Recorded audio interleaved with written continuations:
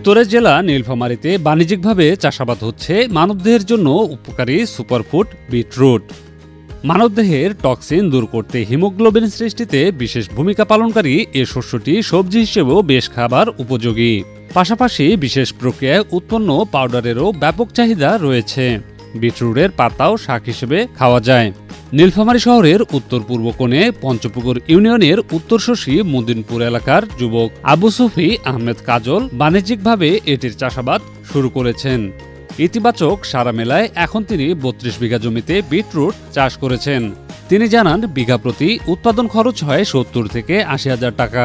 আর এই শস্য থেকে বিশেষ প্রক্রিয়ায় উৎপন্ন পাউডার বিক্রি করলে আয় হতে পারে ৩ থেকে ৩.৫ লাখ টাকা। গত বছরে বিটরুট চাষ করেছিলাম ৫২ শতক জমিতে, আর ২০ শতক জমিতে ভালো হয়েছিল, সেটা বিক্রি করেছিলাম ৪ লক্ষ প্লাস টাকায়। আর সেই আশা থেকে আর এবারে ট্রেন্ড ভালো বিটরুটের, সেই ট্রেন্ড থেকে এবারে ৩২ বিঘা জমিতে চাষ করেছি। গত বছরে আমার খরচ হয়েছিল প্রায় ৮০ হাজার টাকা ২ বিঘা জমিতে। এবারে আমার বিঘায় প্রসেস সহ এবারে ৭০ থেকে ৮০ হাজার করে টাকা বিঘা প্রতি খরচ পড়বে। আশা করতেছি ৩.৫ থেকে ৪ লক্ষ টাকা বিঘা প্রতি আমার লাভ হবে যদি আমি এটা বিক্রি করতে পারি। তার এমন সাফল্য দেখে আগ্রহী হচ্ছেন এলাকার আরো অনেকেই। আসলে বিটরুট ফসলটা আমি দেখলাম আমাদের স্থানীয় একজন কাজল ভাই, উনি চাষ করতেন এবং মোটামুটি লাভজনক এবং খুব ভালো একটা জিনিস। তো ইনশাল্লাহ সামনে আমিও আশা রাখতেছি, এবারে আলু চাষ করলাম, আলুটা ইনশাল্লাহ তোলার পরে বিটরুটটা চাষ করব আর কি, এতটুকু আশা রাখছি। ফসলটার অনেক চাহিদা আছে, মানুষের শরীরে রোগ বাড়ার জন্য অনেক ভালো।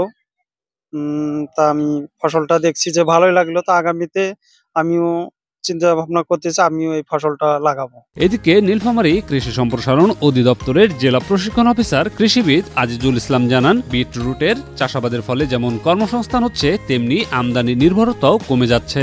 আমাদের নীলফামারী জেলায় চলতি বছরে ৫০ বিঘা জমিতে কয়েকজন উদ্যোক্তা আবাদ করেছেন।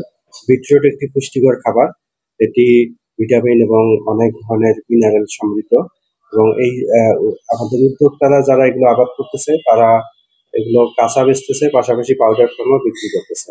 আমরা আশা করতেছি যে তাদের মাধ্যমে তাদের নিজেদের যেমন কর্মসংস্থান হচ্ছে, পাশাপাশি এরকম উচ্চ মূল্যের ফসল যেগুলো আমাদের আমদানি নির্ভর, সেগুলো আমদানিটা কমে যাচ্ছে। ইমরান মেহেদী, বাংলাদেশ বেতার, ঠাকুরগাঁও।